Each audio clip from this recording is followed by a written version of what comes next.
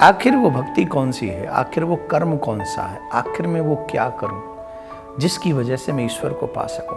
कोशिशें बहुत करते हैं, ऐसा नहीं है कि प्रभु के चाहने वालों की कमी है, प्रभु के चाहने वालों की कोई कमी नहीं। बहुत लोग हैं संसार में जो प्रभु को पा लेना चाहते हैं, इसी जीवन में ईश्वर से मिल लेना चाहते हैं। कोई किसी साधन से, कोई किसी साधन, सब लगे पड़े, पर मिलता किसको है। आइए एक नई कोशिश करते हैं।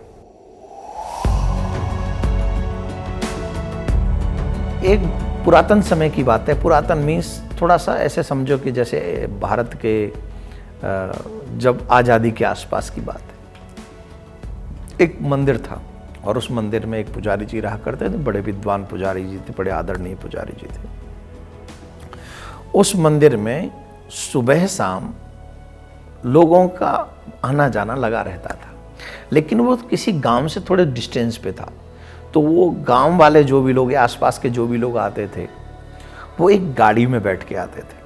वो थी बैलगाड़ी, और बैलगाड़ी चलाने वाला एक व्यक्ति नित्य बैलगाड़ी से लोगों को लाता ले जाता, लाता ले जाता, लाता ले जाता। लेकिन उसके मन में एक ग्लानि थी कि ये सभी लोग मंदिर जाते हैं, लेकिन मैं अपना परिवार पालने में और रोजी रोटी कमाने में इतना व्यस्त रहता हूँ कि मैं मंदिर नहीं जा पाता हूँ। मैं क्या करूँ? और वो सोचता था, बहुत सोचता था कि मुझे भी जाना चाहिए, क्योंकि वो मंदिर में फिर कीर्तन होता था, सत्संग होता था, प्रवचन होते थे। वो सब प्रजा जो भी लोग जाते थे वो सत्संग भी सुनते थे। उसके मन में बहुत इच्छाएं होती थी कि मैं भी जाके सुनूं, पर परिवार में बच्चे अधिक थे, इस वजह से वो जिम्मेदारियां बहुत थीं, वो नहीं जा पाता था। कहने का अभिप्राय है, एक दिन वो दुखी हुआ, और दुखी होकर कई बार तो ऐसा होता था वो सोचते सोचते इतना मगन हो जाता था, उसकी देह की स्थिति शिथिल हो जाती थी, और वो अपना कार्य भी जो करता था वो ढंग से नहीं कर पाता था। तो जो लोग थे वो झिड़क देते थे उसको, तुम ये नहीं करते हो, तुम ये नहीं करते हो, ऐसे करके। तो एक दिन जब थोड़ा समय मिला तो एक दिन वो पुजारी जी के पास गया और उसने प्रणाम किया, और प्रणाम करके कहा, हे धर्म पिता, मुझे एक बात बताओ।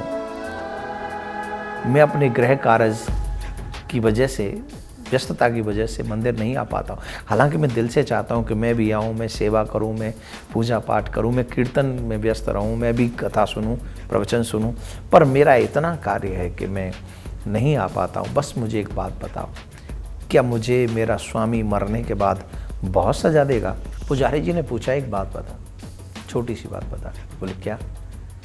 कि तू जब ये गाड़ी चलाता है, क्या कभी तूने किसी बुजुर्ग को, असहाय को, कभी बिना पैसे के भी एक जगह से दूसरी जगह पहुंचा है? बोले, कई बार ऐसा अवसर मिला है। कई लोग होते हैं जिन पे कुछ नहीं होता, मैं उनको पहुंचा के आता हूं, और कई लोग तो ऐसे होते हैं जो बेचारे दिव्यांग होते हैं, जिनके अंग भंग होते हैं, तो उनको मैं अपनी तरफ से अपने आप पहुंचा कर आता हूं। ऐसा तो बहुत हुआ है। पुजारी जी बड़े उत्साहित हुए। बस तू इस काम को कभी मत छोड़ना, यही काम करता रहे, और तेरा कल्याण इसी कर्म से हो जाएगा। परोपकाराय पुण्याय पापाय परपीडनम। जो परोपकार करते हैं, जिनके हृदय में परोपकार की इच्छा है, या मैं ये कहूँ कि अपने कार्य में भी जो सेवा कार्य ढूंढ लेते हैं, वो भी निस्वार्थ भाव से। आजकल जो हमारे कार्यों में आप जानते हैं कि जो सेवा भाव जुड़ा है, वो थोड़ा नेम फेम, तो हम लोग छोटी सी भी कोई चीज़ करेंगे तो वो भी हम चाहते हैं कि वो प्रकाशित हो जाए, वो फैल जाए, दुनिया उसे जान ले कि हमने ऐसा किया। वो नहीं, लेकिन जो विदाउट एनी डिमांड, जहाँ कोई डिमांड नहीं है, जहाँ कोई चाहत नहीं है, और उस वजह से अगर आप परोपकार करते हैं तो वो भी बहुत बड़ा कार्य होता है। तो उसको उस तरीके से पुजारी जी ने कहा कि परोपकार में लगे रहो, इसी से तुम्हारा अपने कर्म में सेवा मिल जाए, इससे श्रेष्ठ भक्ति भगवान की कोई नहीं है। अपने कर्म को करो ईमानदारी के साथ, दूसरों के साथ बुरा व्यवहार मत करो, और उसी कर्म में जो तुम कर रहे हो, उसी में अगर नेकी और इन्वॉल्व कर दो, दूसरों की सेवा मदद जो कर सको, ये भगवान की सबसे बड़ी भक्ति है। तो आप सबसे भी मैं निवेदन करूँगा, कई लोग होते हैं जो सत्संग में नहीं जा पाते हैं, कई लोग होते हैं जो मंदिरों में नहीं जा पाते हैं, लेकिन आप अपने कर्म को ही मंदिर बना लीजिए।